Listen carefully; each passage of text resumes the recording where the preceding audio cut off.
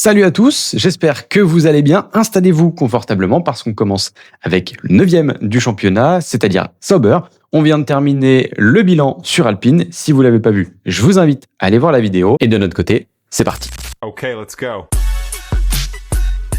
Alors, du côté des Verts, on ne peut pas dire que c'était une saison ciblée performance. Et ça s'est montré dans les résultats. Pour autant, c'est très loin d'être une mauvaise saison de leur côté. On est sur la dernière année de l'ère à effet de sol, juste avant la grosse réglementation.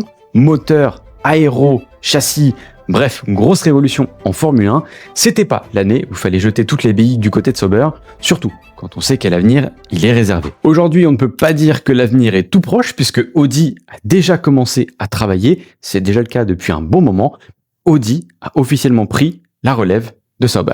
Ils arrivent en même temps que la nouvelle réglementation de Formule 1, c'est typiquement le moment idéal pour pouvoir commencer, et nous, on va faire le bilan sur cette saison de 2025. Let's go.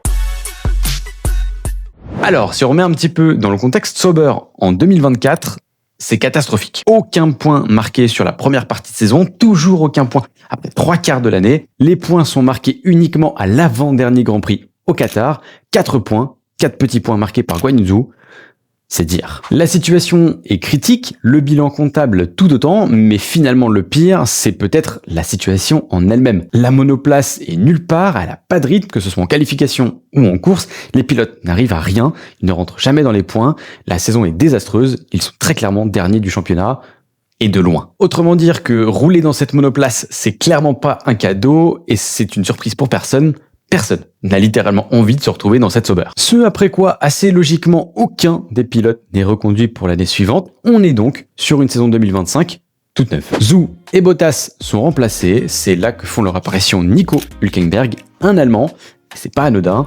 Et le jeune Gabriel Bortoleto qui a impressionné en Formule 2. Un duo de pilotes assez opposé sur le papier, mais réellement plutôt complémentaire. Bref, en ce qui concerne le détail des pilotes sur cette saison, on y reviendra un petit peu plus tard. Avec ces changements, l'objectif est maintenant très clair. Le but de cette saison, c'est de survivre, de passer le cap, de faire un petit peu mieux que 2024, si c'est possible, et surtout de préparer l'avenir. Oui, on engage un jeune rookie talentueux, champion de Formule 3, mais également de Formule 2, et à côté de lui, un expérimenté Nico Hülkenberg qui a encore quelques belles années devant lui, qui peut aider à former le jeune Gabriel Bortoleto.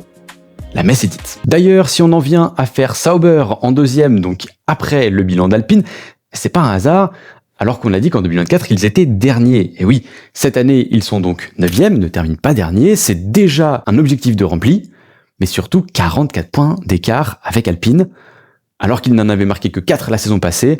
Ouais, clairement, la saison est plus que réussie.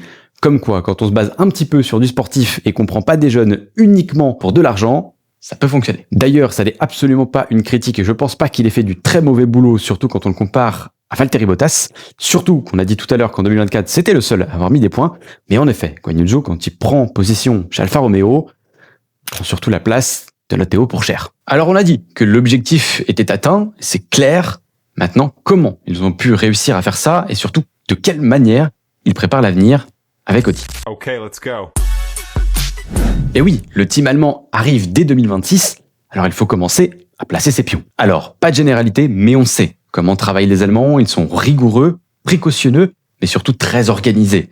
Ils ne font pas les choses au hasard, ils ont toujours un coup d'avance. Et dans ce projet Audi, très vite arrivent deux noms qui vont changer pas mal de choses et qui peuvent d'ailleurs à l'avenir faire la différence. L'arrivée de ces deux hommes ne sont autres que Jonathan Whitley et Mattia Binotto. Jonathan Whitley sera le team principal, alors que Mattia Binotto, lui, sera le chef du projet, pourra se concentrer entièrement sur la technique et surtout faire le lien entre Sauber et Audi. Alors attention, pour ceux qui connaissent assez peu Jonathan Whitley, on ne parle pas de n'importe qui en Formule 1. Son nom est très connu, il a fortement contribué au succès précédent de Red Bull, avec Vettel et Verstappen notamment.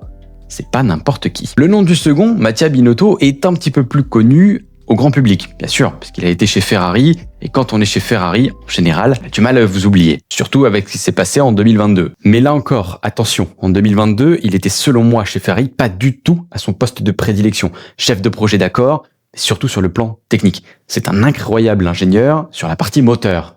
D'ailleurs, et c'est pas un hasard, Aston Martin, Mercedes et Red Bull avaient essayé de prendre Mattia Binotto sous son aile pour le futur projet 2026. Il a tout de même passé 2 décennies à être l'ingé moteur chez Ferrari. On sait aussi ce qui s'est passé en 2019. il avait un très bon moteur, pas totalement légal, et même si au global ça manquait souvent de fiabilité, en général la performance était au rendez-vous. Maintenant, l'arrivée de ces deux hommes peuvent changer beaucoup de choses, mais elle était surtout très importante pour préparer l'avenir. Maintenant, les jeux sont faits. Parlons maintenant du sujet qui nous intéresse tous fondamentalement. Ah oui, les pilotes et la piste. Okay, let's go. Alors ce duo de pilotes, on l'a dit tout à l'heure, il est plutôt opposé. C'est vrai, on a un Nico Hülkenberg qui a plus de 10 saisons en Formule 1, qui est d'ailleurs revenu plusieurs fois parce qu'il avait quitté la Formule 1, qui a fait quelques piges, qui étaient d'ailleurs plutôt bonnes. Et on a Gabriel Bortoleto de son côté, qui a fait des fortes impressions en formule de promotion et qui arrive en tant que rookie. C'est pas simple quand tu commences dans une Sauber. Oui, mais là encore, l'objectif est clair. Quand Gabriel Bortoleto arrive, ce n'est pas pour performer dans la Sauber, c'est pour le préparer à 2026 et s'habituer déjà à son écurie. Quand on arrive de la Formule 2, on est encore un diamant brut. C'était le cas de Gabriel Bortoleto. Il avait certes de la vitesse et du talent. On ne gagne pas la Formule 3 et la Formule 2 dès la première année, juste par chance ou par moyen. Ce gamin a du talent, mais il faut en faire quelque chose.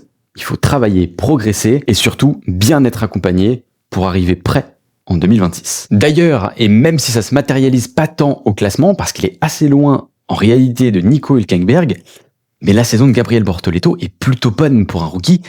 Il y a assez peu d'erreurs. Alors certes, je le dis, en fin de saison, on a Abu Dhabi qui est passé il y a quelques jours à l'heure où je tourne la vidéo.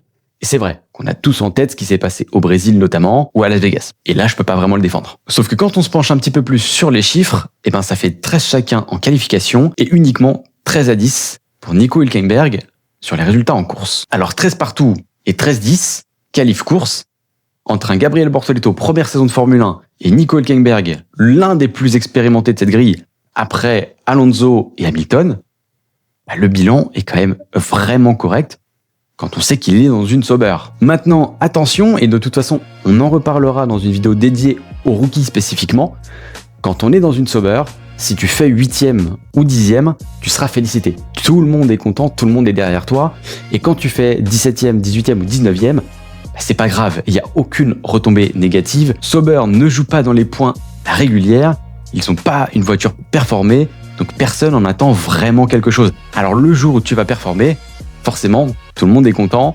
Le jour où tu performes pas, ça se masque un petit peu plus. D'ailleurs, et pour aller encore un petit peu plus loin à son sujet, 5 entrées dans les points dont une 6e place en Hongrie, quand on est rookie et qu'on est dans une Sauber, je vois difficilement comment il aurait pu faire mieux. De son côté, l'expérimenté Hülkenberg, lui, termine 11e au classement général. Déjà bravo, 11e avec cette Sauber, bravo. Il est apparu 9 fois dans les points et notamment, et on s'en souvient tous, son podium magnifique, enfin son premier podium en Formule 1 à Silverstone. Je pense qu'en termes de chiffres, on a à peu près tout dit et tout décortiqué entre ces deux pilotes.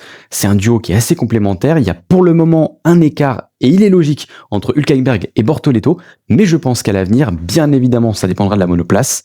C'est un duo sur lequel il faudra compter. Je ne sais pas combien d'années Nico Hülkenberg sera toujours en Formule 1. Je pense que c'était aussi important pour le team allemand d'avoir un pilote allemand. C'est chose faite avec Hülkenberg. Maintenant, c'est à eux de faire le boulot. Okay, let's go. L'objectif était clair, il était de survivre, de ne pas se laisser noyer derrière tout le peloton, voire même pourquoi pas faire un petit peu mieux au classement et marquer plus de points qu'en 2024. Cet objectif est clairement atteint. Maintenant, il faut laisser Sauber et il faut faire place à Audi. Et il est là, le plus gros point d'interrogation dans tout ça, et peut-être même de l'année prochaine. Audi n'a jamais mis les pieds en Formule 1. La Formule 1 est un des sports les complexes, mais on sait, ils ont plutôt bien avancé sur ce projet moteur. Audi, c'est pas non plus n'importe qui. On sait très bien que la partie hybride, ils la maîtrisent bien, ils l'ont montré dans d'autres catégories, dans le sport automobile. Maintenant, attention, la Formule 1, c'est pas le GT, c'est pas le WEC, c'est pas de l'endurance, c'est le pinacle du sport auto, c'est très compliqué. Beaucoup ont essayé, se sont cassés la gueule.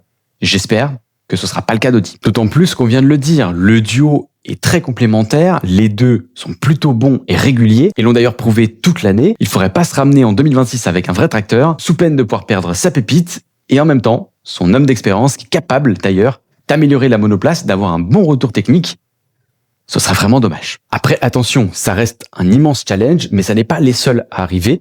Cadillac arrive avec une feuille toute blanche. Et même si le projet Audi prend du temps, sera sans doute compliqué, ils ne seront sans doute pas dans la situation compliquée que sera Cadillac en arrivant en Formule 1. Maintenant, si je dois être totalement honnête avec vous, j'ai clairement hâte de voir ça. J'ai envie de voir Audi arriver en Formule 1. J'ai envie de voir leur premier tour de roue. J'ai envie de voir cette première qualification, ces premières courses, voir la fiabilité, ce que peut réellement donner le moteur. Est-ce qu'ils seront au-dessus ou en dessous des autres? Est-ce qu'ils seront au même niveau?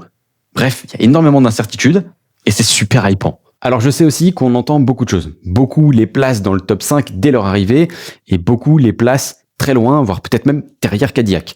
Je pense très honnêtement qu'une année réussie pour Audi, ce serait déjà de se classer 9e. Oui, on aura 11 équipes en 2026, ça signifie qu'il y en aurait 2 derrière, et je vois Cadillac en fond de peloton. Je pense quand même qu'il risque d'y avoir 1 ou 2, voire 3 écuries pour laquelle la transition sera compliquée. On parle de réglementation moteur, châssis, aéro, dessin de la voiture, le poids, la longueur, la largeur, bref, il y a énormément de choses, le carburant, les gommes, bref, énormément de changements. Et je pense qu'Audi peut tirer son épingle du jeu au moins pour 1 ou 2 monoplaces. Donc oui, je pense que si Audi termine 9e du classement général à la fin de l'année 2026, ce sera pas une mauvaise année. Allez, on termine cette vidéo avec ma note pour l'écurie Sauber, tout comme je l'avais fait pour Alpine. Ma note, elle est de 4 sur 10. Ouais, évidemment, on va pas leur mettre un 8 sur 10. La saison est bien meilleure que celle de 2024, on l'a dit, mais elle est très loin d'être parfaite. Je pense aussi que si on prenait uniquement la copie pilote, la note serait plus élevée. Ce qu'ils ont montré avec la monoplace qu'ils ont, c'est franchement pas mal. En tout cas, j'ai hâte de suivre tout ça l'année prochaine avec vous. J'espère que vous serez là, que vous serez connectés, que vous serez branchés. On se retrouve très vite pour le prochain débrief de la saison avec l'écurie As qui a terminé 8e au classement général. Restez branchés. Et on se dit à bientôt. Ciao.